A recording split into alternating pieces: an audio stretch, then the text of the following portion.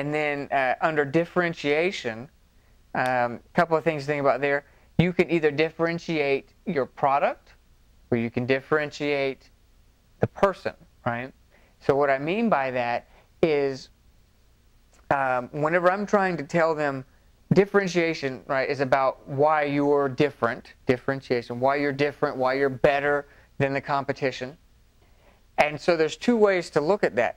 I can either try and convince them that my product is better, or through my professionalism, my advice, my demeanor, the way I present myself as their salesperson, I may be differentiating myself and my ability to help them as well, right? So part of my differentiation is I want to show them why my product is better than the competitor's product, but I also want them to understand why I would be a better salesperson to deal with as opposed to the other salespeople for the other products. So I'm differentiating myself. I want them to see me as valuable, right, as a salesperson. I don't want them to only think about the product or service.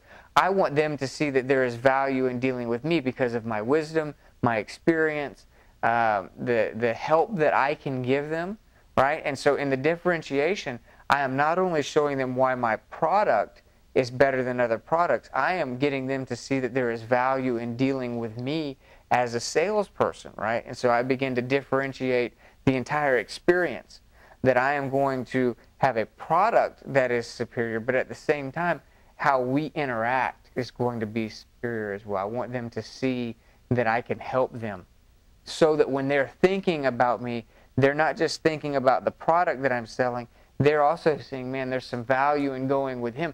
You know, a lot of times in business, the products are the same, you know. You'd be surprised the number of times a sales decision doesn't come down to which product is better. A lot of times they haven't even used the products yet. I mean, they're just looking at them and they basically assume a lot of times, okay, these are three large companies. They're all making these printers. Probably all three of them work fairly decent.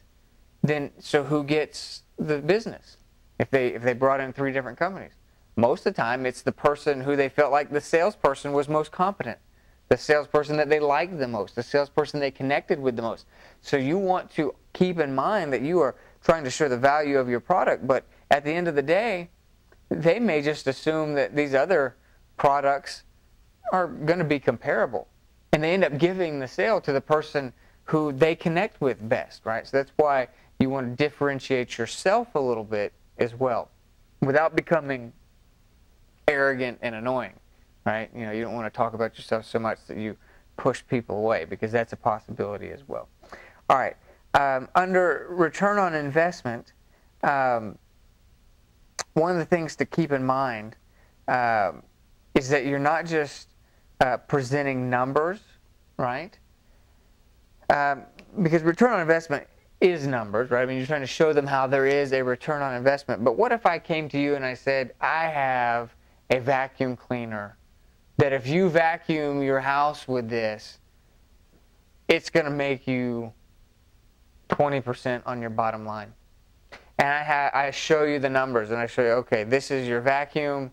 This is the vacuum you're going to buy. With clean floors, studies have proven that you are 20% more profitable than someone with a dirty floor. And if you have our vacuum, we promise that you are going to have a return on investment of nearly 20%. Just because I put some numbers up there, what is the first thought running through your head? Is, well, I don't see how a vacuum cleaner is going to really produce 20% for me. I mean, it may be a good vacuum cleaner, but I don't think it's going to have that kind of an impact on my bottom line, right? So what happened there? I presented numbers, but they were not believable, right? I didn't convince you that having a vacuum cleaner could really do it, right?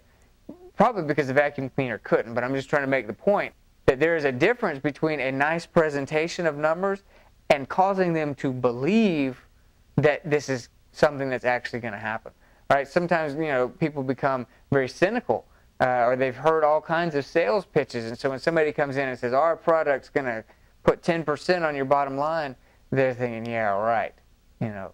So it's not just the presentation of numbers, you have to come across as believable. You've got to make them believe the numbers that you're telling them. So you're giving them this ROI report, right?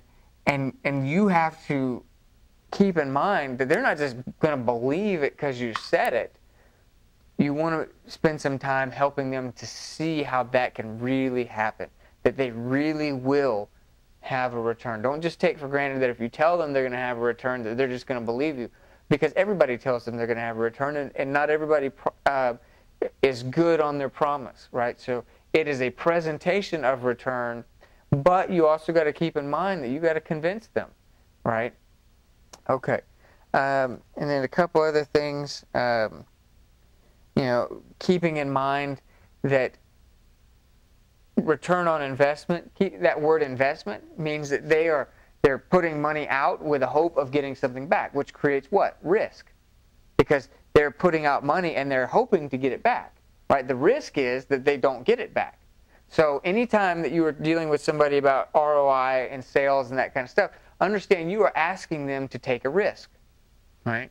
To buy this and believe that there's going to be a return coming back, and there is risk there then that it may not, right? Okay, and so we're dealing here with risk.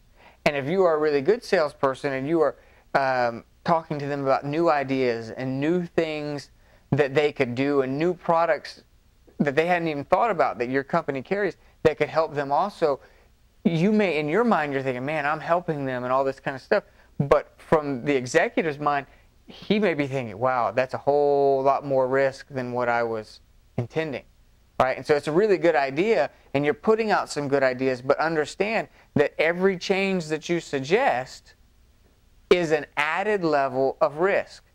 And in your mind, you may be fine with it because you just know that you know that you know that you're going to be able to deliver on it.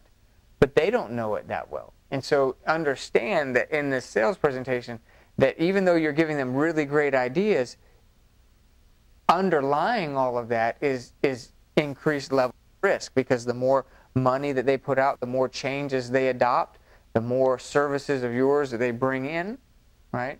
The more potential risk that they are opening themselves up to, which means the more you have to help them to see the believability and the reliability and the reality of what you're saying is going to be the return, right? So that you can put some of those fears at ease. All right. And then when we're talking about risk, I'm just going to give you 4 areas that risk normally emerges from, right? So when you're trying to do your sales presentation and you're dealing with ROI, you want to be aware of the way that your client or customer is going to perceive risk, right? Because they may never verbalize it, right? So you got to know that they are experiencing this, and they may not even realize, they may not put it into these same words, but they're having this experience that there is risk here, right? And so you need to know the 4 areas that potential feelings of risk will come from. Even if they're not defining it as, oh, that's risk there, they will feel it from certain areas, right? And so when you're preparing your presentation, you need to know that these are the 4 potential areas that they may experience risk. And so if I'm going to put them at ease about some things so that they believe me, right, and that they're not so worried about the risk that they don't pull the trigger, I need to know where their risk feelings are coming from so that I can set them at ease about some certain things, right? So let me give you the 4 areas. It could come from the seller, right? They may have doubts about you, believe it or not. They may not, they don't know you, right? There's a lot of shysty people in the world. There's a lot of untrustworthy people. And there's a lot of people that are trustworthy that are still not competent enough to come through with the types of returns that they say. I mean, there's a lot of honest people that just aren't as good as other people, right? So, I mean, just because somebody is nice doesn't mean that they're going to be able to produce returns or that the product that they're selling has high quality. I mean, there's a lot of salespeople that this was just a company that hired them and they didn't make the product. They're just trying to sell it. And so just because they're nice doesn't mean the product's going to be nice or that, And so there's different places and ways that risk can come in. So seller is one of them, right? They don't know that you're that you're, trustworthy per se. I mean, they may want to believe you, but not everyone that you sell to is going to be completely at ease with you, unless you're only selling to your family or something. But that's not a very big business. So, for the most part, if you're in any kind of sales, you're going to run into all kinds of people, and most of them are not going to know you. There's going to be a certain level of risk that they are feeling from dealing with you, right? So you want to put them at ease about yourself a little bit. Then the second one is your product or service that you're trying to sell, right? Is it really as good as you say? Is it going to do what you say it's going to do, right? Then the next one is potentially your company, right? So like I was saying there, you're just a salesperson for this company. You didn't make the product. And you're not the one going to be answering the phone if it breaks down, right? You sell somebody a washing machine, then in 6 months, when they need a part replaced, they're not dealing with you anymore. They're dealing with the customer service department. And so you may be a really great salesman, really honest, really full of integrity. But how's the customer service department, right? Do they have a reputation for being bad? So risk can come in through some different places. And even if they've never had, your customers never had a bad experience with their customer service, they've had bad experiences with other people's customer service. And so there's that natural thing of, okay, this person seems nice. I wonder how the rest of the company is, right? And so they feel potential risk from dealing with you. They feel potential risk about the quality of the product. They feel potential risk about the quality of the company, right? And then the last one is they feel risk about the outcomes. That deals more with your ROI. They feel risk that, okay, you've told me I'm going to get all of these benefits, but it's not set in stone yet. It's not guaranteed. And so, there's some risk there. So these are the main areas where these people are going to have perhaps unspoken feelings of risk that make them feel uneasy. And typically if people feel uneasy, then they're not willing to spend, particularly in larger amounts of money. The larger the money, the more feelings of unease will cause them to stop, right? If it's just $1 or $2, people are like, whatever. If it's $50,000, they may be thinking, now hold on now. I just don't quite feel good about this, right? And they may not even be able to put words to it. Typically, something is bothering them from one of these. So when you're presenting to them, as a wise salesperson, you know this. So in your presentation, you may cover these 4 areas just to kind of be preventative, right? So that these types of risks don't come. They may not experience all 4 of these, but you still need to address all 4 of these because you don't really know where that individual's risk is coming from. So it's a preventative kind of approach, right? And then, that last one was timing. And the main thing to keep in mind with timing is you don't want to be too pushy, but you don't want to be too soft. It is a balance, right? Sometimes if somebody says, hey, I need to think about this, then, what can you do? You can try and give them a little bit, and say, okay, listen, if you need to think about this, how about I call you in 3 days and we'll talk about how you're thinking about this, right? So don't just leave it open-ended. Well, just get back to me when you get back to me, because a lot of times they don't. So if they need more time, right, you say, okay, listen, let me call you back within 3 days. If we can get this done in the next 3 days, I can give you another 10% off. But I understand that you're going to want to think about it. You're going to want to, maybe pray about it, talk with your family, talk with your board, whatever it is. And then you tell them something like, listen, I can give you 10% off if we do this in the next 3 days. So why don't you think about it? I will call you within 3 days so that we can still make that window to where you get this discount, and then we'll talk about where you're at right now. So you could do something like that.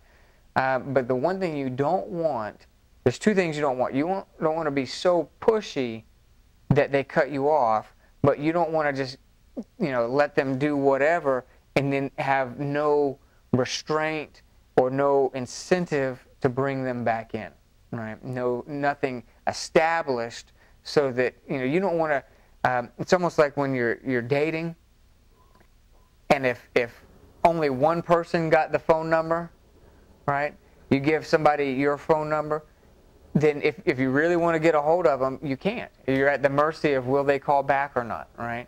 And so it's the same way kind of in business, that you don't want to just sit there and wait and hope maybe that they may call back. You want to create a system whereby you can reconnect with them and they are expecting you within the next 3 days to give them another call, right? So that you're not too pushy, you give them room to think, but yet you're not easily pushed out of the room without you being assertive enough to want to follow up on the work that you put in for the sales presentation, right? Okay, so that's kind of the thoughts there. What I'm wanting you to get out of this is that you have to convey value, and a hindrance to value is their perceived risk, right? So you are trying to convey the sense of value through the 4 different areas: need, differentiation, ROI, and timing. You are conveying to them that there is a value in your product,